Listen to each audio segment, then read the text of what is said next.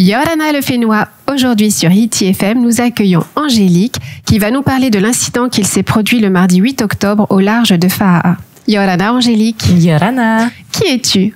Alors, moi, je suis responsable anti-collision. Donc, je fais partie de Oceania, qui est une association basée sur Moorea. Et en fait, on a maintenant donc cette association a été créée en 2017. Et depuis 2017, on a eu plusieurs actions.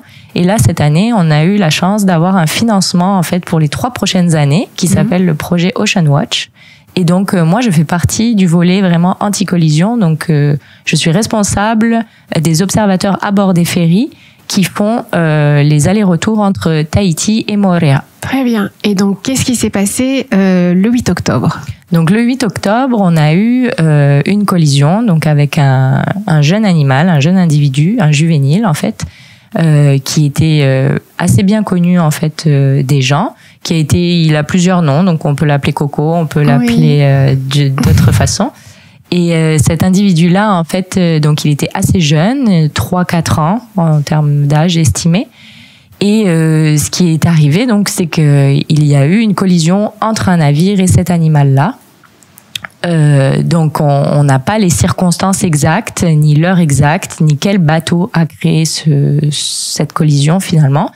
Mais ça serait probablement avec une hélice, donc normalement un très gros navire qui a fait ces dégâts-là et qui a sectionné toute la partie supérieure en fait de l'animal.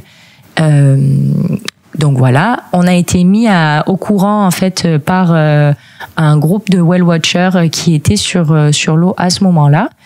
On a été contacté directement, donc ça c'est génial parce qu'on a pu mettre directement en place tous les efforts nécessaires.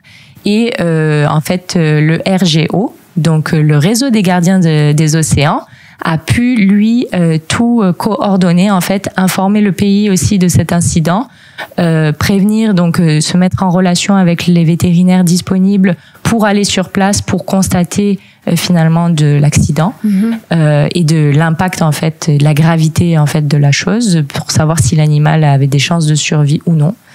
Donc tout ça, c'est vraiment le RGO qui a mis tout ça en... Mais le RGO, il est contacté par les personnes qui ont vu l'incident ou comment ? Alors normalement, c'est eux qui sont contactés directement. Oui. En fait, ils sont encore très peu connus, je pense, mais c'est eux, ils s'occupent de toutes les espèces emblématiques du sanctuaire de Polynésie. Et on peut les joindre comment ? Par téléphone ? Par téléphone, il y a une ligne. Oui, ils ont un Facebook et ils ont un Instagram aussi. Donc dès que quelqu'un voit que ce soit une tortue, un requin, une baleine d'une espèce emblématique de la Polynésie, il faut surtout pas hésiter à les contacter. C'est vraiment une ressource indispensable et c'est eux qui mettent tout en place pour que soit l'animal soit pris en charge s'il est capable d'être soigné, soit que le pays et les gens en fait soient informés. Donc c'est d'ailleurs eux qui ont fait le premier post en fait sur Facebook pour indiquer l'incident. Et donc, les bateaux, ils n'ont pas de radar ou de sonar, enfin, je ne sais pas comment on appelle ça, pour détecter ce qu'il y a devant eux, autour d'eux ? Alors, les bateaux ont des systèmes de détection. Donc, les bateaux sont équipés de radars. Ils ne sont pas équipés de sonar. Donc, les radars sont placés en haut de la passerelle, donc tout en haut du bateau, et ils permettent de détecter tout ce qui concerne les gros objets. Donc, que ce soit des autres bateaux, même des petits bateaux de pêcheurs, tout ce qui est supérieur, enfin assez haut à la surface de l'eau pour être détecté. Donc, ça reste à la surface et sur l'eau et sur l'eau au niveau des terres. Exactement. D'accord. Donc, la terre, ça les détecte aussi. Ils les utilisent justement pour rentrer dans les passes, surtout quand il y a des mauvaises conditions. Ok. Et le sonar, lui, ça serait vraiment ce dont il devrait être équipé pour éviter les baleines, alors ? Alors, le sonar, c'est un système qui permet de voir vraiment en dessous de l'eau. Souvent, le sonar est utilisé pour détecter des gros... normalement, c'est plus pour la pêche. Donc, pour détecter des gros essaims, donc des gros bancs de poissons, par exemple, ou des choses comme ça. Mais il faut une vitesse minimum, en fait, pour pouvoir utiliser ce genre de technologie. Et c'est aussi de la technologie qui coûte très cher. Oui. Donc, après, c'est à voir... qui va payer pour ce genre de technologie. Actuellement, en fait, il n'existe pas vraiment de technologie permettant de détecter des baleines pour éviter les collisions. C'est pour ça que actuellement, on a des observateurs donc de mammifères marins à bord des navires.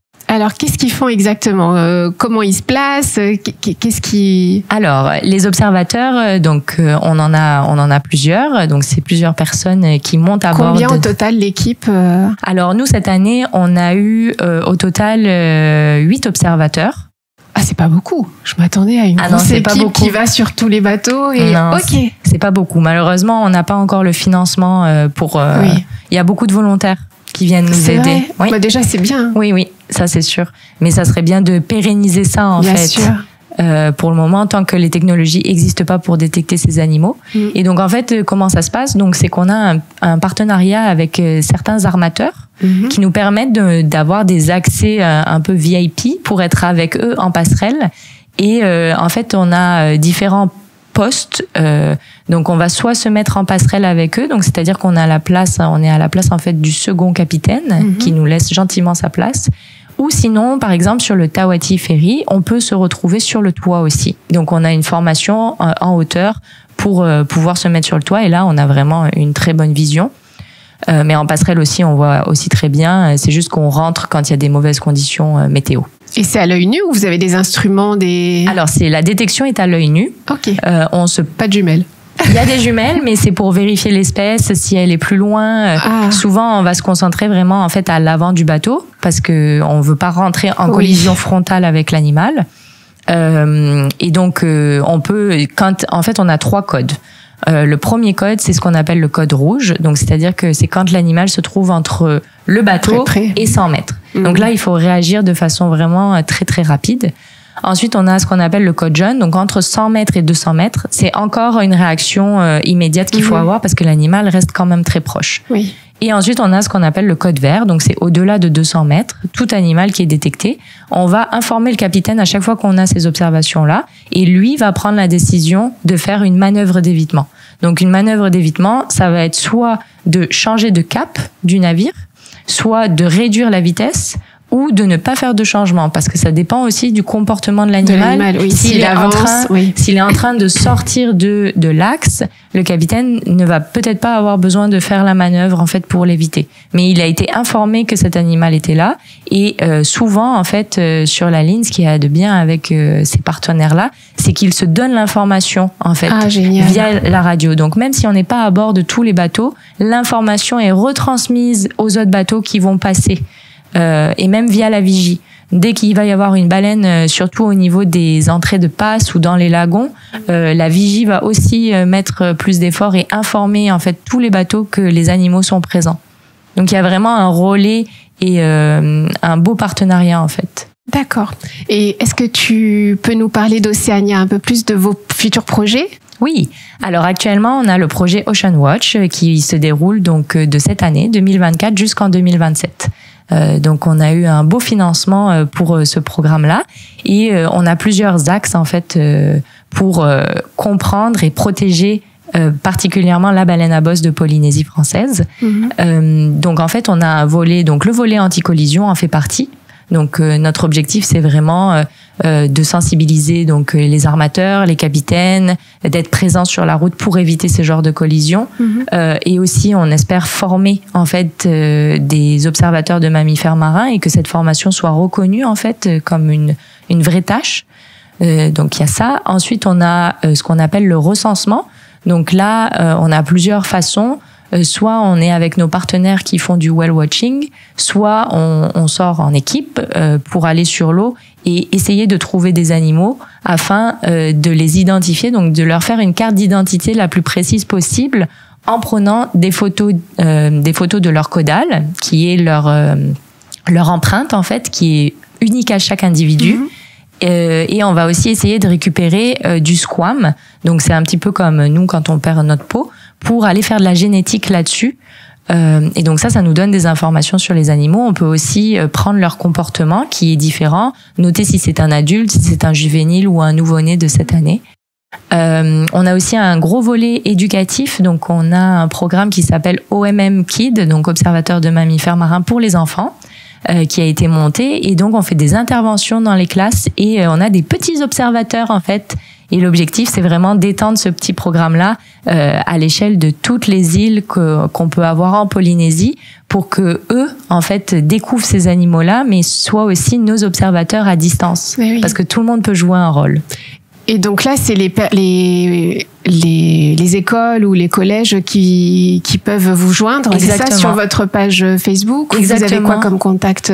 Donc, comme contact, on a notre service de communication, mais via le site. Donc, on a un site officiel, Association Océania. On a aussi une page Facebook. Et on a un Instagram, donc il faut pas hésiter à nous contacter. Pour le programme a tellement de succès qu'il faut faire assez rapidement, parce que ça prend bien et que les enfants adorent ça. Et on a aussi un programme de sensibilisation au grand public également. Donc on est présent les samedis après-midi au Belvédère de Toatea à Moorea, où en fait on va avoir notre stand et on va pouvoir discuter en fait avec les gens. Tous les samedis après-midi? Tous les samedis après-midi. De quelle heure à quelle heure? Alors, de 13h à 16h30. D'accord, très bien. Mais merci Angélique. Merci beaucoup. Est-ce que tu aurais quelque chose à rajouter? Merci beaucoup pour l'invitation et d'avoir pris le temps de faire connaître Océania. Puis toute personne qui veut s'investir dans l'association est la bienvenue. Donc voilà, pour apprendre et protéger encore plus ces espèces emblématiques. Merci. Merci beaucoup. Nana. Nana.